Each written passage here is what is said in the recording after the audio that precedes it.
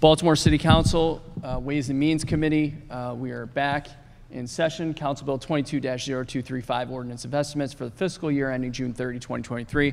I'm Eric Costello, Councilman for the 11th District, Chair of the committee. I'm joined to my left by Councilwoman Odette Ramos, 14th District, Councilman John Bullock, 9th District, Council Vice President Sharon Green, Middleton, 6th District. On behalf of Mayor Brandon Scott is Nina Themlis. On behalf of Council President Nick Mosby is Nate Poole. Also joined by Councilman Robert Stokes, 12th District, and Councilman James, member of the committee, and Councilman James Torrance, 7th District. To my immediate right is Matt Peters. We are here for Visit Baltimore. Mr. Hutchinson, thank you for being with us here today. What I'm going to ask you to do is, number one, tell me the names of all of your staff that you have here and their position title. I understand you have a slide deck that you're going to move through pretty quickly, and then we're going to jump right into questions from the council. I also want to acknowledge our Deputy Mayor for Community and Economic Development, Ted Carter. Mr. Hutchinson, please take it away. And everyone who's speaking, please keep the mic about one hand away from your mouth so folks can hear at home. Thank you. Thank you, Mr. Chair, and good afternoon to the committee. Al Hutchinson, President and CEO at Visit Baltimore. And with me is our Chief Financial Officer, Craig Vey. And so we thank you for the opportunity to brief you a little bit in reference to our budget for FY2023, but also to give you a really quick oversight as to where we are. We are the official destination marketing organization for Baltimore City, quasi-city agency, which I serve on the cabinet of Mayor Scott. The sitting mayor, in this case, Mayor Scott, appoints all of Visit Baltimore's board. So needless to say, we're in very close lockstep with Baltimore City and work very closely with Ted Carter and the mayor's administration as well as the council to make sure we're in alignment to market all of Baltimore City. That's our goal, and that's what we have been doing at least since my tenure. The good news is the travel and tourism industry is open. The other good news is our convention center is open. It was a field hospital for 2 years. So visitors are beginning to come back to Baltimore. Just last year, according to Longwoods International, which is an international data company we use, about 24 million people visited Baltimore. We're still down from pre-pandemic numbers, but we're on the road to recovery. And that's not a Baltimore issue, that's a national travel issue. And so we're getting close to that. I will tell you the good news as well. From June of this year through December of this year, we have 9 convention groups that are what we call citywide conventions that will be meeting in Baltimore City, close to $57 million in economic impact coming into the community. And a lot of these groups were groups that postponed in 2021 due to the pandemic and now are reconvening in Baltimore in 2022. So our convention business is beginning to come back. You also know that in the sports marketing arena, a lot of good news stories are happening there. Last Friday, we announced the AAU Junior Olympics will be bringing their competition to Baltimore beginning in 2028 and 2032. And the main attraction to bringing that event here was Morgan State University's track and field facility. Without that, this event would not be coming to Baltimore. And just yesterday, you heard the news about the CIAA announcing a 2-year extension through 2025. And we're very hopeful that in 2 weeks, FIFA World Cup 2026, we'll get the thumbs up for that. International convention, and hopefully Army and Navy football will return to Baltimore. We'll hear that news later on this month as well. So the business is beginning to come back. Our leisure visitors are beginning to come back as well. There's a new term out there called bleisure travel, where folks are combining business with leisure travel. And so that's one of the strengths of Baltimore that we're seeing. I would just say to you from a marketing communications perspective, our team is continuing to tell the story of diversity here in Baltimore, small business owners, all neighborhoods who have great opportunities to showcase Baltimore City. We're promoting and all the new, as you know, products that's coming online. Our team is doing a full job of communicating that. We're very thankful. Part of the enhanced budget is getting the visitor center reopened. It is open as we speak. We're excited about that because we think that's another gem here in Baltimore City. And I would just say to this committee, Mr. Chair, that equity is very important to our organization at Visit Baltimore. We do it in a number of different ways, from training the industry in diversity, equity, and inclusion. We train the industry doing CIAA for the same. And we just rolled out a warm welcome program here in Baltimore City that really says to businesses, if you want to welcome all people, join us, because we want to make sure Baltimore is a very special destination and warm welcome. So with that, Mr. Chair, I'll pause there for any questions. Thank you, Al. It's good to have 11th District constituents in the room. Want to thank you all for your work at Visit Baltimore. Congratulations on another 3 years of CIAA.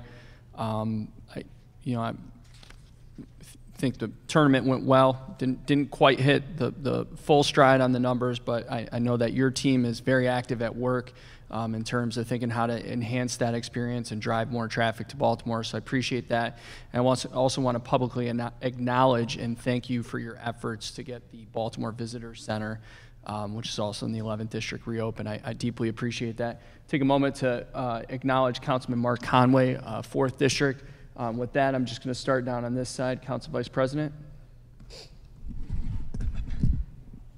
I have no questions, but I applaud all of the efforts and work that you've done through COVID and now moving forward, and looking forward to continued success with your organization and all the things that you continue to do to promote Baltimore, because we truly are a city with lots of history, lots of just fun work and play. So thank you for continuing to be the lead and pushing things forward with your organization. Thank you very much, Councilwoman. We've also been joined by Councilman Ryan Dorsey, 3rd District member of the committee. Councilman Conway. Councilwoman Ramos. I almost called you Councilwoman Odette. Stokes does that to me all the time. Thank you, Mr. Chair. Good afternoon. Thank you so much for being here. I know the last year's hearing, I know I had expressed concerns about not actually marketing the entire city, but I see in the guide a much better job in doing that, so thank you very much. I did notice that most of the photos in the guide have captions on them, and then when you open the first one, the table of contents has a mural in my district that does not have a citation or a caption as to where that beautiful mural is. So I'm kind of hoping that because that beautiful mural on Greenmount Avenue is one of the most important things right now for Greenmount Avenue. We want people to come here. Obviously, Red Emma's coming is a big deal. So hopefully in your next versions, when you do this mural, that it will be captioned properly. No, thank you. We'll do that for sure. Yeah, thank I appreciate you for pointing it. that The out. second question I had was, I'm looking at first of all, can we get copies of these each time you? Absolutely, you can. That would be super helpful, because then obviously we get to visit the rest of our own city, right? And we can promote these things. But also it's always good to know what you are saying about our city externally. So if you don't mind just sticking a few in our boxes. We'll make sure the entire council gets those copies for sure. That would be super helpful. Did I need to make that a formal request? Say that one more time. I just want these given to us each time they publish them. I'm going to trust Al at his word. We don't need to add another item to our spreadsheet. Done. No, I appreciate it. The other question is, I see under the, luckily Baltimore has like really amazing, awesome small businesses that are doing really just offer so many rich things. And I know you can't put them all in every magazine. I have, as I was saying earlier, I have 10 bookstores in my district, and I just see one featured here under the shopping and services. Do you kind of have a rotation? How does this work? Let me speak to that. That's a great question, Councilman Ramos. Every issue we have, we target a special subject matter. Okay. We've done ones on small businesses. We will continue to do that, continue to highlight small businesses throughout the city. And we try to come up with a special topic. We've done some on technology, right? On history, arts and history. Okay. So we will, I mean, your question is right on the money. We want to make sure we're highlighting our small businesses, but we do have a special subject matter and certain guides that we really highlight small businesses throughout the city. Well, I'm just looking at the listing at the back. Best getaway. Let's see, where is it? It's on See and Do, sports, and then bookstore. It's in the back. No, I'm not looking at it, but So I'll do take your you word for it. have like there doesn't seem to be a theme here. Do we, and then how do we make sure that, you know, some of our folks get included in this? This is the back page section here. Well, again, we partner with the media company to reach out to different stakeholders. Our internal marketing team is a part of it as well. But to your point, we can't put everybody in every issue, right? Sure. But we're going to do our best job to be very inclusive. We start from that point, being inclusive all the time. But I will definitely get back with our marketing communications team and take back your messaging about highlighting small businesses, particularly in your district. Do you partner with the Main Streets? Because the Main Oh, Streets. absolutely. Absolutely, we do. And that's another issue that we put in the visitors guide. What we need to do is make sure we get you a copy of the guide so you can see what we're doing on an annualized basis. That's what I'm asking, so that we're, you know, always in tune with what you're planning on and how. Absolutely. The main streets are very much a part of our storytelling. We work with them very closely.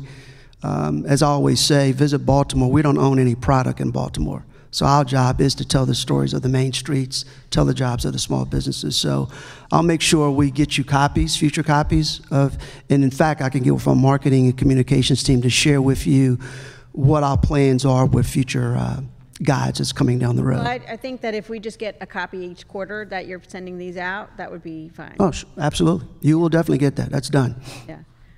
Okay, great. Thank you so much. Thank you. Thank you, Mr. Chair. Thank you. Councilman Bullock? Thank you, Mr. Chair, and good afternoon. You mentioned obviously CIAA, and I think that was a really huge impact for our city. But also attached to that is the work around the arena. Can you talk about the redevelopment of the arena and how you think that may play into what we can do in the city in terms of Visit Baltimore?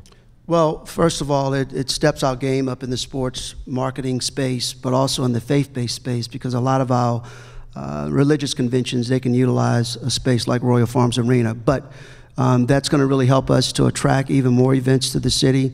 Everything I'm hearing, Royal Farms Arena is on time with deliverables. As we know, the CIAA will be the first event in Royal Farms Arena. It's going to be higher capacity, more suites available. That's appealing to the CIAA's folks. But I think more than that, Councilman, that this will put us in a better position to attract even more larger sporting events, obviously concerts. But the faith-based market is one that we don't want to take that lightly, because there are huge faith-based conventions that need arena space like Royal Farms Arena. Awesome, thank you. Yes, sir. Thank you, Councilman Dorsey. Thank you. Excellent. Appreciate everything you all are doing. Oh, Council Vice President Middleton. I just want to add, as Councilwoman Ramos was going through the magazine, I'm like, oh, you have Sankofa Children's Museum in the district, which is on Pimlico, which is a awesome children's museum if you haven't been there, and I'm so glad you kind of have that in there, and the Silburn Arboretum, and just some of the places that are outside of the downtown city limits, and that helps to bring that equity lens around the whole complete Baltimore city. Yeah. So thank you for all those added things. And Mr. Chair, if I could just add, because I think Councilman Ramos' question is right on the money. We need your eyes and ears too to see where we need to fill gaps, right? Because we're not perfect, but we want to be the full story. So help us when you see something, let us know, and we will do our part to be inclusive for sure. Are you connecting with the things that are going to be happening with Pimlico Racetrack and as they change that and they're going to make it really viable for the community, festivals, yes, ma'am. markets? I mean, that's going to be another attraction for us to tell that story for sure, year round, not just for race day. Thanks. Yes, ma'am. Excellent. We are now in recess. We'll be back in the next couple of minutes for Department of Transportation. Thank you.